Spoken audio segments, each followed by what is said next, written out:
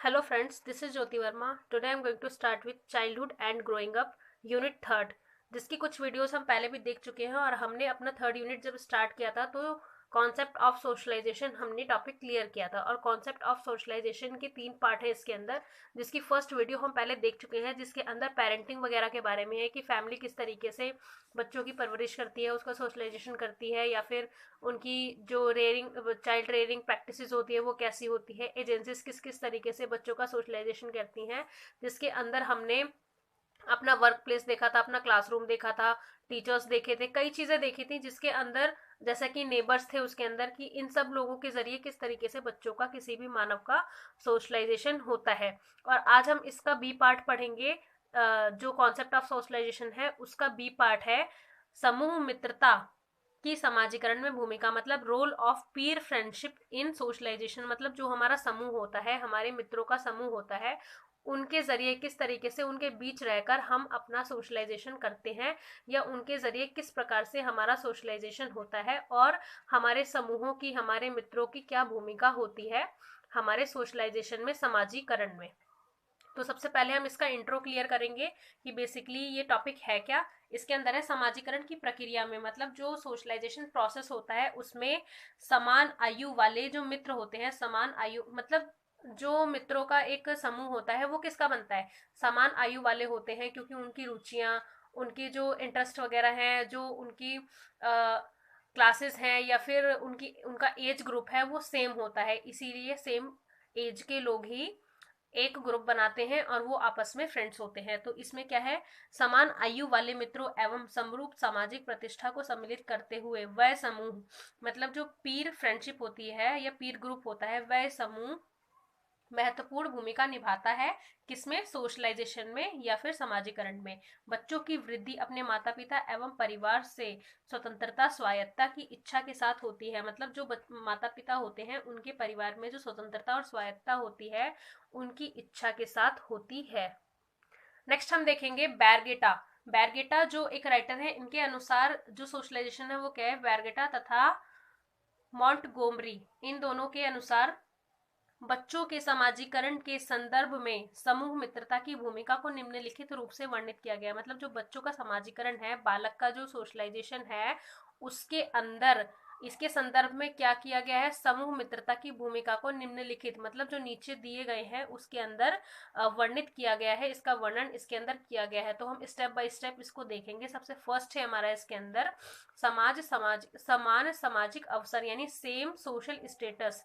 जब बच्चों का सेम सोशल स्टेटस होता है, समान होता है, तो उनका एक तरीके से समाजीकरण आपस में एक ग्रुप के अंदर होता है।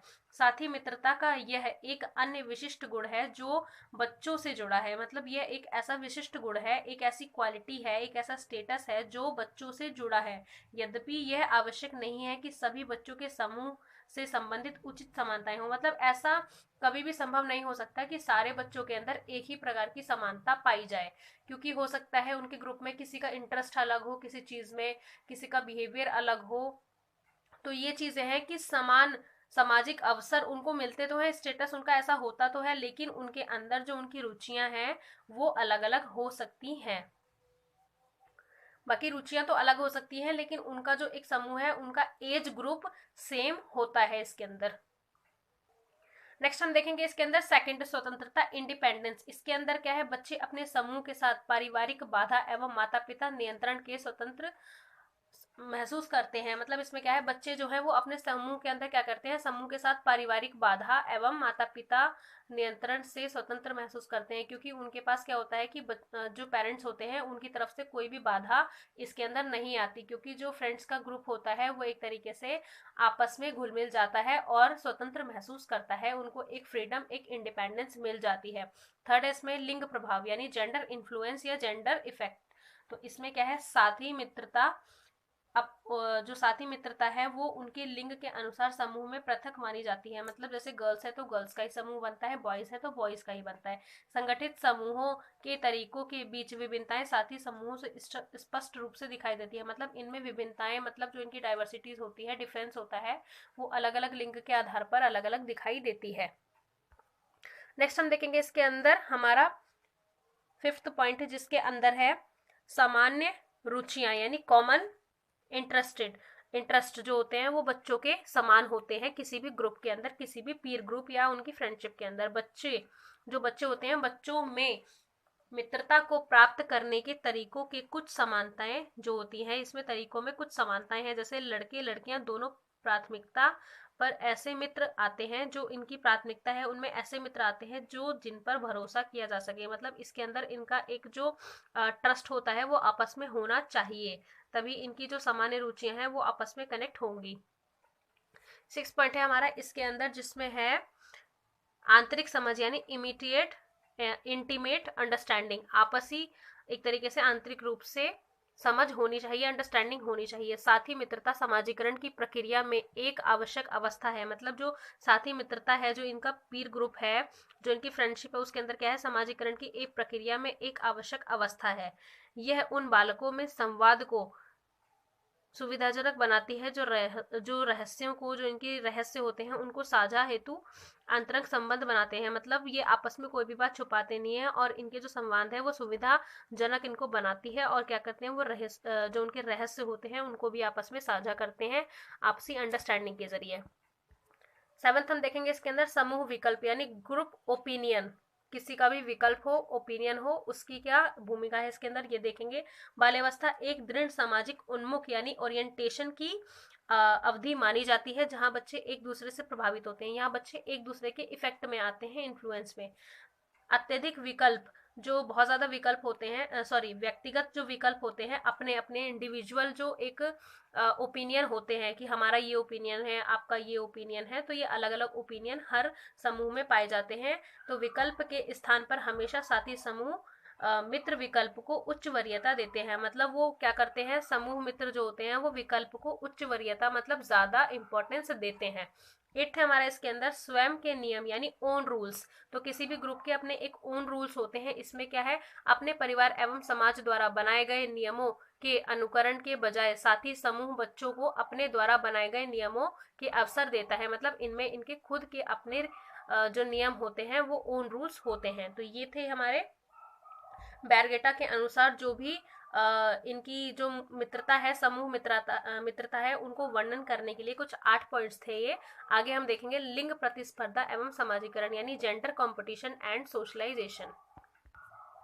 जेंडर कंपटीशन एंड सोशलाइजेशन के अंदर है कुछ समान विशेषताओं को साझा करते हैं। मतलब ये क्या करते हैं, कुछ ऐसी समान, कुछ इक्वल ऐसी कैरेक्टरिस्टिक्स होती हैं जिनको आपस में साझा या शेयर करते हैं। जैसे आयु अथवा लिंग, मतलब सेम आयु के हो या सेम लिंग के हो या अदर डिफरेंस हो इनके अंदर, तो इन सारी विशेषताओं को साझा करते हैं। इसके अलावा परिवार एवं विद्यालय साथियों का संसार, सहकर्मी समूह अर्थात समान आयु तथा सामाजिक स्थिति अथवा खेल के साथी समाजीकरण की प्रक्रिया पर बड़ा प्रभाव डालते हैं। मतलब ये क्या कहना चाह रहा है, समान आयु के हों, सहकर्मी हो, आपस में मित्र हो, साथियों का कोई भी संसार हो, या फिर उनकी एज एक जैसी हो, या फिर उनकी सामाजिक स्थिति एक जैसी हो, खेल में साथी हो, तो ये सारी चीजें क्या करती हैं, जो समाजीकरण की प्रक्रिया है उसको प्रभावित करती है, उस पर प्रभाव, इन्फ्लुएंस या फिर इफेक्ट डालती है। क्योंकि सहकर्मी समूह के सदस्य समाजीकरण के समान चरण पर होते हैं। वो क्या करते हैं, समाजीकरण के समान चरण पर होते हैं।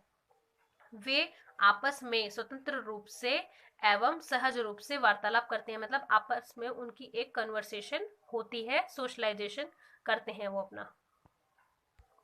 नेक्स्ट हम देखेंगे समाजीकरण में सहयोग की भूमिका यानी role of cooperation in socialisation. तो रोल क्या है, कोऑपरेशन का, सहयोग का किसी भी सोशलाइजेशन के अंदर। अगर आप कोऑपरेशन का मतलब आपको पता ही है कि अगर आप एक दूसरे के सहयोग से आपस में कोऑपरेट करके वर्क करेंगे तो वो वर्क जो होता है वो बहुत ज्यादा इफेक्टिवली कंप्लीट होता है, प्रभावपूर्ण रूप से पूरा होता है। तो इसमें फर्स्ट पॉइंट है हमारा सहयोग एक सचेत प्रक्रिया है। ये एक ऐसी प्रोसेस है जो सचेत है, सही है, जिसमें व्यक्ति या समूह जो होता है वो सचेत रूप से धीरे धीरे कार्य करता है, कोऑपरेटिवली कार्य करता है। सेकंड है इसके अंदर हमारा सहयोग सामाजिक संपर्क से संबंधित एक प्रक्रिया है। मतलब जो सहयोग है, जो कोऑपरेशन है, वो सामाजिक संपर्क से संबंधित एक ऐसी प्रक्रिया है, एक ऐसी प्रोसेस है जिसमें 2 या 2 से अधिक व्यक्ति का समूह इसके अंदर होता है, या फिर 2 से अधिक व्यक्ति हैं, या फिर पूरा समूह ही है। थर्ड है इसके अंदर हमारा सहयोग एक निरंतर प्रक्रिया है, यानी जो कोऑपरेशन है वो एक गतिशील या निरंतर प्रक्रिया है जो हमेशा चलती रहती है। समूह प्रयास की सहयोग में निरंतरता है। तो ये था हमारा समाजीकरण में सहयोग की भूमिका क्या होती है। नेक्स्ट हम देखेंगे द्वंद्व एवं समाजीकरण यानी कॉन्फ्लिक्ट। समाजीकरण के अंदर क्या क्या कॉन्फ्लिक्ट आते हैं। कॉन्फ्लिक्ट एक पार्ट है स्ट्रेस का, या आप स्ट्रेस का एक पार्ट आप ले सकते हैं कॉन्फ्लिक्ट। द्वंद्व एक विघटनशील अथवा पृथक्कीकरण सामाजिक प्रक्रिया है। जो द्वंद्व होता है, जो कॉन्फ्लिक्ट होता है, वो एक विघटनशील है तथा पृथक्कीकरण सामाजिक प्रक्रिया है। संबंधों की एक सार्वभौमिक एवं मूल सामाजिक प्रक्रिया है। जब प्रतिद्वंदी का ध्यान प्रतिस्पर्धा से हटकर स्वयं की ओर जाता है तब द्वंद्व उत्पन्न होता है। मतलब किससे हटकर, अपनी ओर से हटकर। जब उसका ध्यान अपनी ओर से हटकर स्वयं की ओर, दूसरों की ओर से हटकर स्वयं की ओर जाता है, तब क्या होता है, द्वंद्व उत्पन्न होता है। सामान्य शब्दों में अगर हम देखें तो क्या है, ये प्रतिस्पर्धा जो है वो इसकी कमजोरियों को समाप्त करके पुरस्कार प्राप्त करने की एक प्रक्रिया है। तो ये था हमारा द्वंद्व एवं समाजीकरण।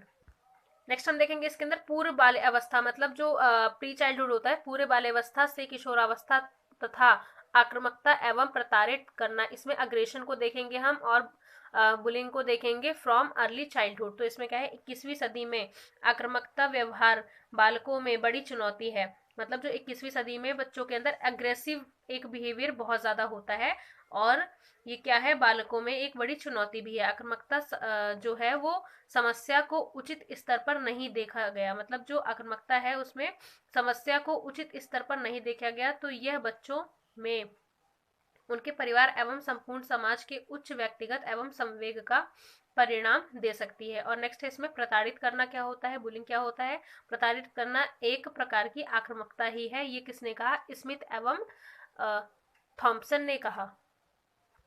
आक्रामकता में हम देखेंगे आक्रामकता एवं बाल समाजीकरण यानी अग्रेशन एंड चाइल्ड सोशलाइजेशन। इसमें ए पार्ट है हमारा। ए बी हम देखेंगे विद्यालय की भूमिका और माता पिता एवं शिक्षक की भूमिका। तो ए है हमारा, इसके अंदर विद्यालय की भूमिका, रोल ऑफ स्कूल। विद्यालय को माता पिता को भागीदारी देने, सुरक्षात्मक हस्तक्षेप एवं सक्रिय नियोजन की आवश्यकता है। मतलब विद्यालय के अंदर माता पिता की भागीदारी होनी चाहिए, उनकी सुरक्षात्मक हस्तक्षेप एवं सक्रिय नियोजन की आवश्यकता होनी चाहिए। विशिष्ट रूप से जो माता पिता होते हैं उनकी भागीदारी रणनीतियों की अक्सर आवश्यकता है। मतलब जो रणनीतियां बनाई जाती हैं उसमें माता पिता की आवश्यकता है, जिससे बच्चों का सोशलाइजेशन होता है। नेक्स्ट हम देखेंगे इसके अंदर माता पिता एवं शिक्षकों की भूमिका, role of teachers and parents. तो इसमें क्या है, माता पिता एवं शिक्षक दोनों बच्चों को एक प्रकार का अधिगम अनुभव प्रदान करते हैं जो अनेक सामाजिक स्वीकृत व्यवहार के विकास में सहायक है। बालक में आत्मनिर्भर, पुनर्बनन, संवेग ज्ञान, समस्या समाधान, कौशल विकास हेतु किया जाना चाहिए। तो ये चीजें थी जिसके अंदर हमने देखा विद्यालय की भूमिका और माता पिता की भूमिका किसके अंदर, सोशलाइजेशन के अंदर, जो बच्चों का किया जाता है समाज या विद्यालय या उनके परिवार या फिर उनके घर के जरिए। नेक्स्ट एंड लास्ट पॉइंट हम इसके अंदर देखेंगे बालक के समाजीकरण पर जो समूह का प्रभाव पड़ता है, यानी जो पीर इन्फ्लुएंस है, उनके समूह का, उनके मित्र समूह का, जो ग्रुप का इन्फ्लुएंस है, इफेक्ट है, वो उनके सोशलाइजेशन पर किस प्रकार पड़ता है। तो इसके अंदर हमारे 3 पॉइंट्स हैं।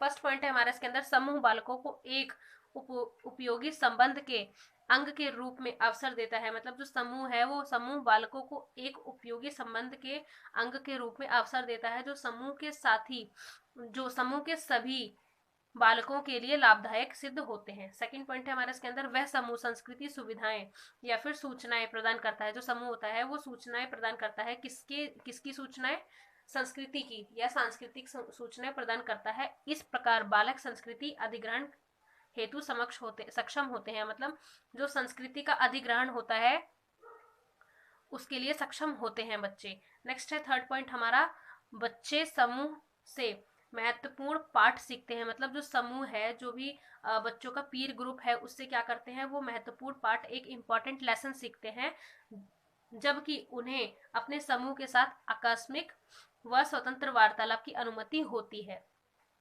तो ये था हमारा टॉपिक जिसके अंदर हमने देखा role of Pir group in socialisation. मतलब हमारा जो समूह है, जो मित्रों का समूह है, उसका क्या रोल होता है बच्चों के सोशलाइजेशन के अंदर, उसके समाजीकरण के अंदर। मतलब वो किस तरीके से सोशलाइज पीपल, एक तरीके से सामाजिक मानव या सामाजिक इंसान बनता है, जो समाज में रहता है, समाज से रिलेटेड सारे कार्य उसके होते हैं। So friends, thank you so much for watching this video. मेरे चैनल को सब्सक्राइब करें, वीडियो को लाइक करें, शेयर करें एंड कमेंट करें, and please press the bell icon for other notifications. Thank you so much.